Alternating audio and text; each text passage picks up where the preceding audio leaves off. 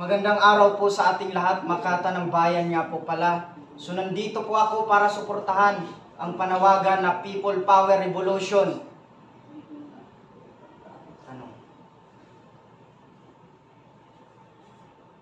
Bilang isang Jinsi, ano ang nagmotivate sa iyo upang magsalita sa nagaganap na korupsyon sa ating pamahalaan? Ang nagmotivate sa akin ay ang aking sarili. Walang sino man ang nag-utos sa akin para magsalita. Lahat naman tayo ayaw ng korupsyon. Nakikita natin na inaalipin tayo ng mga magnanakaw. Kaya iligtas natin ang ating bayan. Iligtas natin ang ating inang bayan. Palayain natin ngayong October 12. Magkaisa tayong lahat. Walang kulay.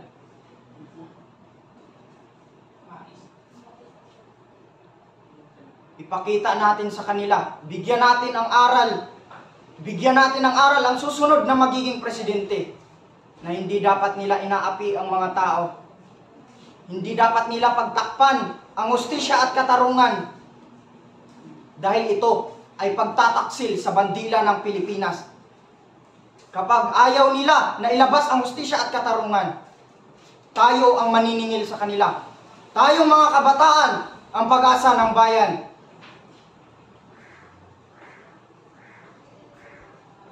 Meron bang mararating ang iyong pinaglalaban? Meron kapag nagkaisa tayo. Mananalo ba tayo sa labang ito? Hindi sigurado. Pero lalaban tayo ng may pagmamalasakit, sapagkat ang kabayanihan ay pagbubuwis ng buhay ng walang kapalit.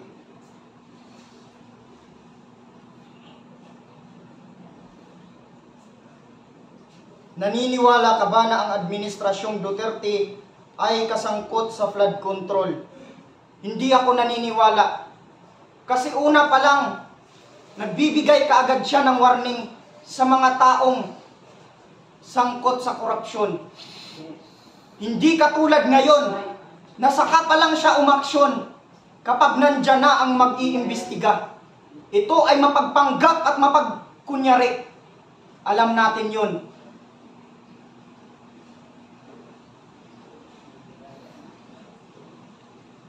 Support ako sa question na yun. At my age, natatandaan ko nung bata pa ako, piso para sa Manila Bay, piso para sa Pasig River. Hindi naman kami taga Mindanao na paenga-enga lang. Siyempre magtatanong din kami. Sa edad namin, elementary kami, hindi pa kami nakapunta ng Manila. Bakit kailangan namin mag-ambag para linisin ang Ilog Pasig na ang taga Manila naman ang nagdumi? So hanggang lumaki ako, sinubukan ko tingnan kung gaano nga talaga nalinis yung piso para sa Manila Bay at piso sa Pasig. Walang nangyari. Amoy burak pa rin, napakabaho. Kapag, anong araw ba yan? Yung naliligo yung mga tao sa Katolik? Ano yan? Easter Sunday. San Juan? San Juan ba yan? Naliligo. So, tinignan namin kasi yung Mindanao, pag San Juan, naliligo din kami kasama mga barkada. So, nakita ko rin na yung mga bata dito sa Manila Bay, ginaganon pa yung mga basura. Kasali pa yung mga tae. So, kung titingnan natin nang dumating ang ating mahal na Presidente, Duterte, pag sumasakay ako ngayon ng taxi, Walang amoy. walang amoy. And then, sabi nung taga Manila mismo, alam mo ma'am, saka tagal-tagal ko na dito sa Manila. Kasi meron pala doon, when titingnan natin dito sa Manila Bay, meron parang building doon. Yun pala yung sala sa lahat ng mga dumi, na lahat pala ng mga condominium daw pala dito sa atin, yung flow ng kanilang water na marumi, doon din pala ang bagsak. So, pinupurify, nililinis. So, doon ko lang din nalaman na napakalaki pala talaga ang naitulong. And recently, natawa ko doon sa post ni maganda nating magaling na sabi niya wala daw halaga ang ginawa Si na Loren Dolomite. Legarda. Pero para sa akin, na hindi man ako taga Luzon, and I could not promise that I will stay longer here in Manila, napakalaking bagay para sa mga mahihirap, na wala naman silang kakayan pumunta sa mall, mag-shopping and everything. Alam mo naman ang Pilipino, kahit simple lang, makapaligo lang, mag-i-enjoy yung mga anak nila, masaya na rin ang lahat. Kaya, in terms of, sinasabi nilang may kinalaman si Tatay Digong sa flood control, ako mismo, nung time ni Tatay Digong, maraming mga kapitan sa Tacloban at iba't ibang lugar ay humihingi ng tulong kung paano sila makakuha ng budget sa tinatawag nating farm to market road. So sinabi ko, bakit hindi kayo makahingi sa inyong governor, sa inyong congressman o mayor ninyo para sa inyong allocated sa inyong kalsada? Ma'am, kapag hindi ka po at identify ka po nila na Duterte supporter ka, walang budget na magaganap. So pinagawa ko sila ng study based on the instruction ng Office of the President. Ipinasa ko sa opisina ni Tatay Digong, and sumunod na mga araw, nakatanggap ako ng liham pasasalamat sa mga barangay captain. So personally, hindi pa ako naniniwala sa lahat ng mga issue na kanilang pinapataw kay Tatay Digong. Thank you, Ma'am Kat. At saka, si Tatay Digong nakapokus siya sa ating build. Nakikita nyo naman ang mga malaking infrastruktura dyan sa Maynila. Sa kanya lahat yan. Hindi katulad ngayon na bilyon at trilyon na budget. Nakaraang taon pa lumubog ang Maynila. Pero ngayon palang umaksyon na nanalo na si Marcolita. Dahil siya ay patas mag-imbestiga. Kahit hindi siya magkunyari, natutulong sa investigasyon, mabibisto pa rin siya kasi ipapatawag ang mga kontraktor na ito kahit hindi niya sasabihin kung sino-sino ang mga ito. Kaya hindi tayo naniniwala sa mga mapagpanggap at mapagkunyari.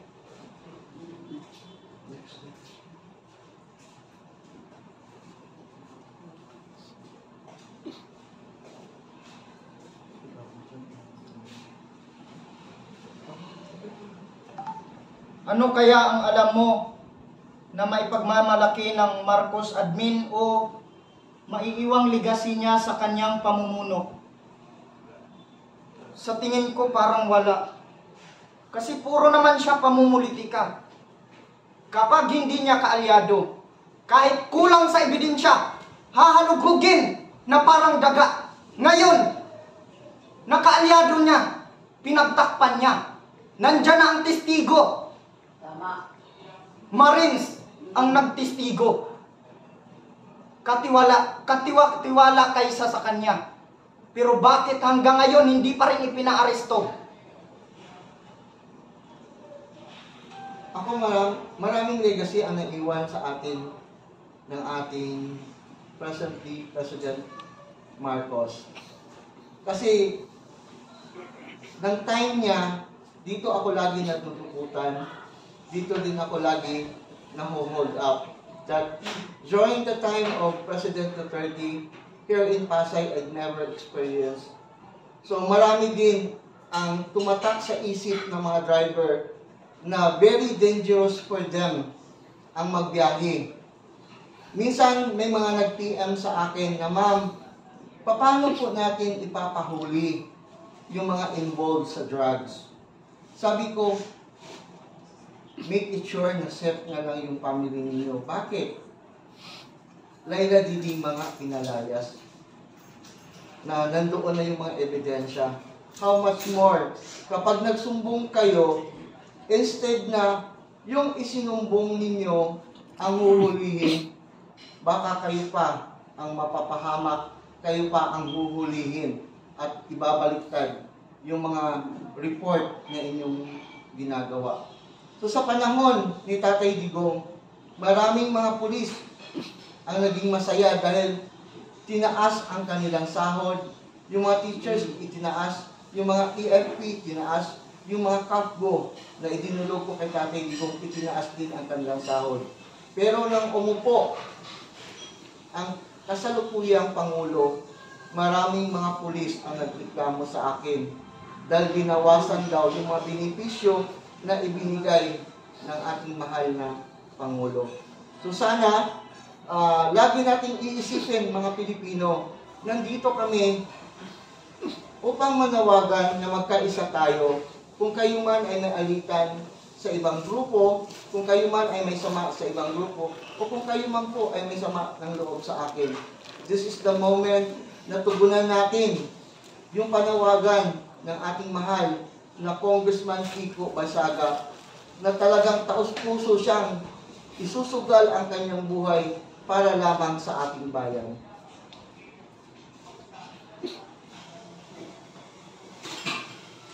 Meron kayang mapanagot na pinakapuno ng korupsyon? Sa tingin ko walang mapapanagot na puno ng korupsyon. Kasi mahirap kalabanin ang kanilang sarili. Absolutely right. No? Nakita naman natin yung sistema. Nandoon na yun lahat. Nagtuturoan, lumalabas na kung sino yung nasa itaas, mula sa boss, yung boss ko, hanggang sa boss na lahat, hanggang on the finish line na sana, malalabas na yung tunay na maskara, natanggal na yung tunay na maskara, kung sino ang utak ng lahat. Anong ginawa nila? Binago na naman lahat. Binago ang Blue Ribbon, binago ang... So, what is the use? So kung patuloy nating hahayaan yung karumal-dumal na ginagawa ng ating gobyerno ngayon, pwede naman kasi uuwi na lang kami sa probinsya. Mas masarap pa ang buhay doon, mas masarap pa ang saliwang hangin kaysa dito sa Manila. At saka, i-quote ko rin, pasensya na po. Ang sabi nga ng ating mahal na Inday Vicky Sara, ayoko nang tumira sa Manila. Ang daming plastic. So, sana yung pagiging plastic natin, nagiging recycle naman tayo. Ibig sabihin, we are fighting here in Manila, hindi para sa amin. Hindi ko ito pinaglaban para sa mga anak ko, hindi ko ito pinaglaban para sa mga apo ko, dahil imposibleng magkaanak ako at imposible na magkaroon ako ng apo. So, ipinaglaban ko ito para sa inyo na mga nanay, mga tatay, mga lolo, mga lola, yung mga single natin, that one day, may legacy kaming maiwan sa inyo na pagdating ng panahon, yung mga anak ninyo, safe na umuwi. Katulad sa isang kasamahan natin, ma'am, kailangan ko na po umuwi dahil pag lumampas yung tubig hanggang liig. So, ito ba yung buhay na gusto nating patuloy na daranasin ng ating sambayanang Pilipino? Kung meron man sana na dapat manungkulan sa ating bayan, yung mga taong katulad ng makikita natin sa social media na talagang ipinaglalaban ang ating bayan. Kasi tagpapong sa inyo. May support na. Sa lahat ng sasabihin natin. Ayan, sa konto, kanina sa tanong ko about kay Tatay Digong sa kanyang naiwang legasya. Maraming salamat po kay Tatay Digong bilang isa po siya sa nasaksiyan po na naging presidente na isang senior citizen. At sabi nga ng lola ko, nung kanyang pag-upo ni Tatay Digong, doon niya lang naramdaman yung pagiging senior citizen. Kasi mas priority ni Tatay Digong ang mga senior citizen nung panahon na siya pa ang nakaupo. Ngayon, sa panahon ngayon, para ba yung mga senior citizen ay ginagawa na lang laro, ginagawa na lang silang parang produkto ng mga politikong kurap, ginagamit ang kanilang pagiging. Kasi ang ano ng senior citizen, pondo. Yan nga po, ang pagiging senior citizen nila ginagamit. Dadagdagan daw ang pondo nila, kaya dadagdagan ang pondo, pero hindi nakakarating sa kanila. Kaya ako, sa paningin ko ngayon, wala na. Laganap talaga ang korupsyon. Kaya nararapat lang itigil na ito. Korupsyon ay tapusin.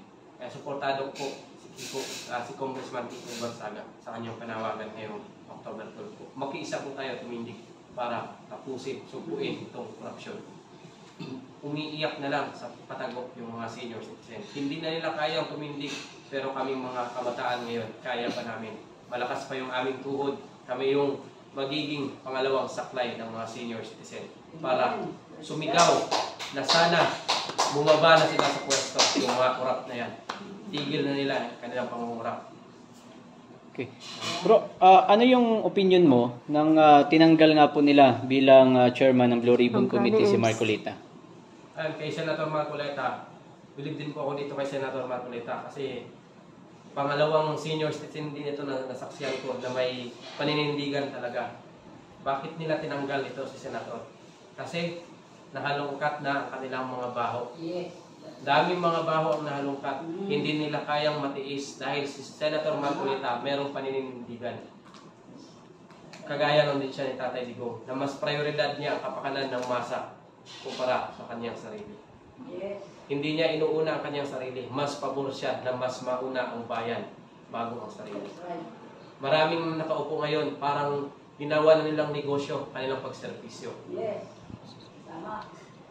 Sir Sikat, anong masasabi niyo po? Kasi bago na naman yung chairman ng Blue Ribbon Committee na alam naman natin na si Lito Lapid. Sa palagay niyo po ba may kahihinatnan ito magiging panibago naman nila na hindi si Erwin Tulfo lang yun vice chairman pero talaga si Lito Lapid, 'di ba?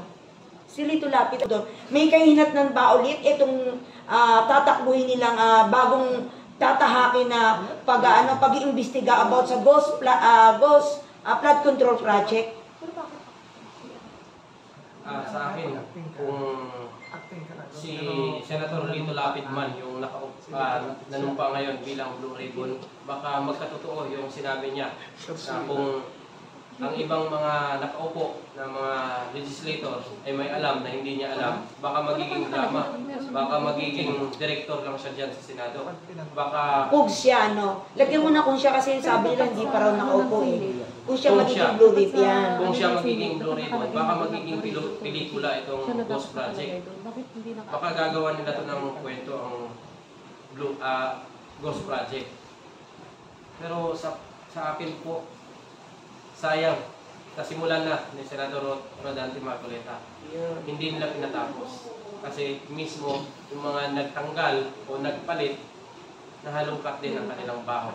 Na involved din sila sa ganitong mga ghost project. Kung sa sementeryo merong ghost, abay dito sa ating Pilipinas, lala ngayon, pati project ginawang multo. Thank you, Sir Sika. So, ayan, wait na.